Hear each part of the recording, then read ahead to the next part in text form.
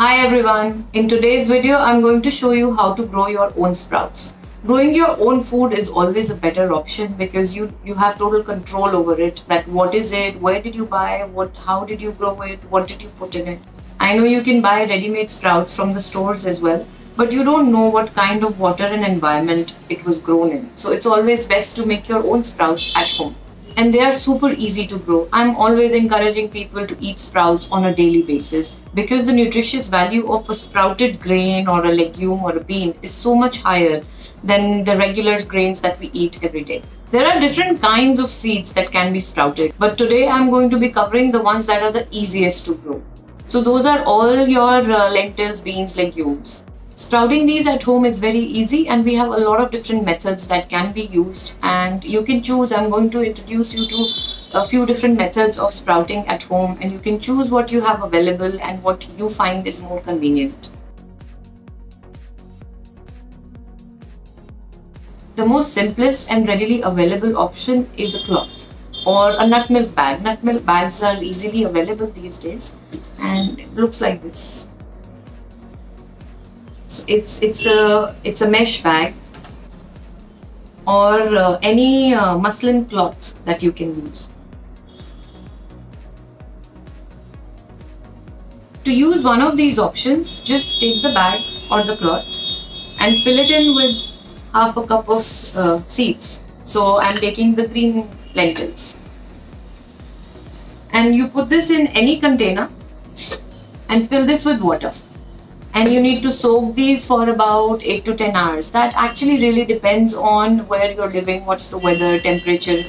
And when you soak it, after 8 to 10 to maybe 12 hours, winters it will take longer, you will start to see some air bubbles on top of your soaking water.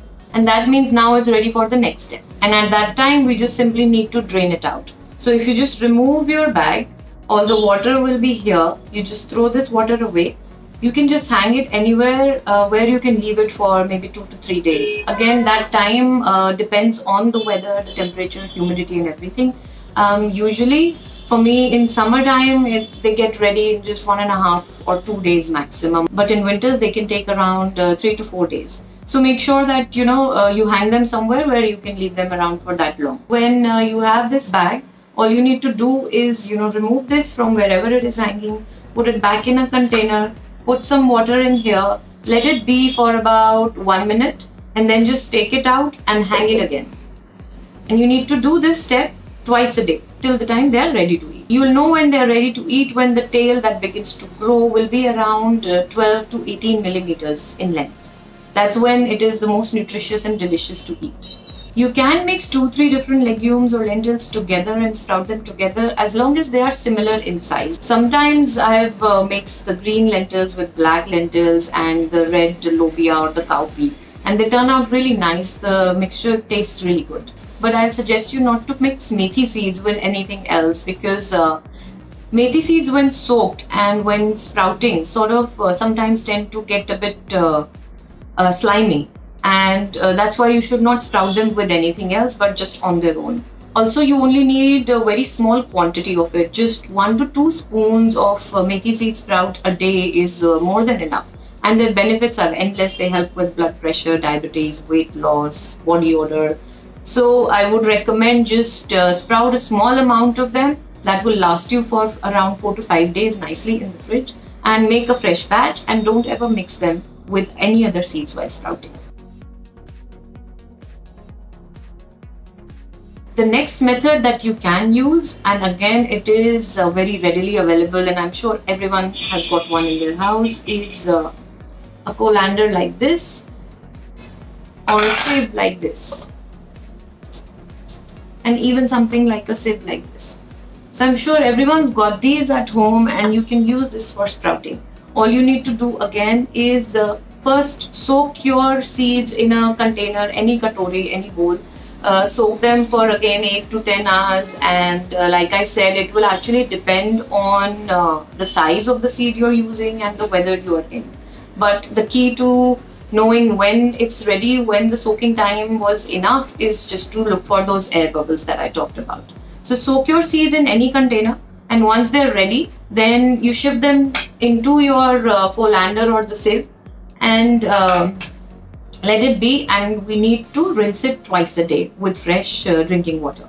And that process is actually, no matter which method you are using to sprout, but the process is exactly the same, that first you need to soak for 8 to 10 hours and then you have to rinse it twice a day for whatever long the sprouts take to get ready. One thing you should always remember, that when the seed is turning into a sprout, it actually does not need sunlight. What it needs is water and air and darkness. So make sure you keep your sprouting vessel in somewhere dark and not in direct sunlight or even indirect sunlight. If you can, keep it inside some cabinet, or you could also cover it with something. So the darker it is, the sooner and better they'll grow. The next method is one of my favorites actually, is this easy sprouter. So it's like these containers that you can buy on Amazon, and especially designed for this purpose. They are actually very helpful while you're traveling because it's plastic and you can just carry it around. They're very light as well. So this easy sprouter actually has two containers, that one goes inside the other, and then it comes with the lid to cover this. So here everything is in one place, and it won't be a mess to grow the sprouts. What you need to do is, in this inside container that comes with some holes here, openings. So you can just pour your seeds in this and then put this inside this container that does not have any holes, and then fill this with water.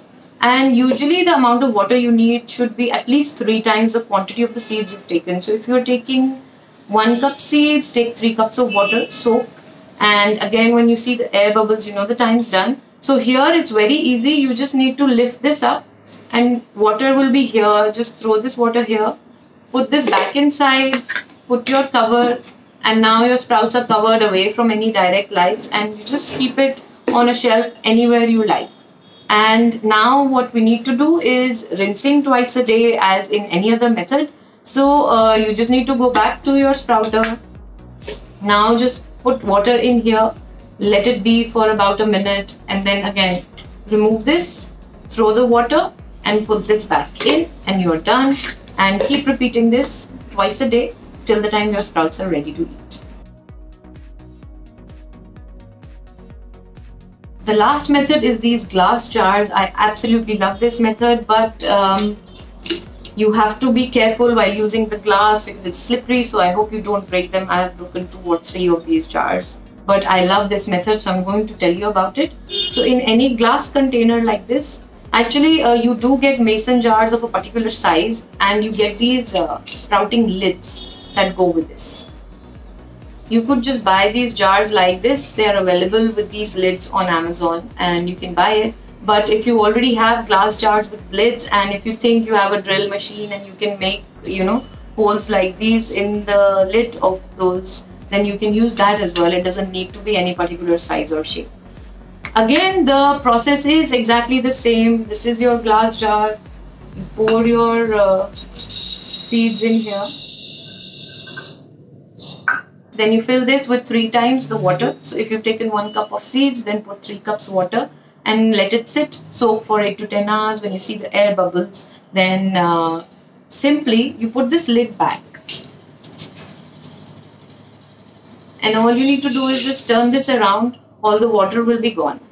Then you put this in this angle, or you can keep it like this as well. But if you keep it tilted, it makes sure that all the water is out. And just keep it somewhere dark, just like this. And since we need to rinse this twice a day, so whenever it's time to rinse, you just simply keep it straight, put this under a tap, it will fill with water, swirl it around, leave it for about a minute, and then again go to your sink, turn this upside down, all the water will drain out, and then just leave it like this. Because of this design that we're using the jar with the lid, it's very easy. This is the method I feel is the most convenient, and this one, because you can keep this, it takes the least amount of space and you can keep them anywhere, and it's so convenient. All you need to do is just turn this around, or in this case all you need to do is just lift this and throw the water away. So these two are very convenient to use, but the process that we need to follow is pretty much the same in all of these.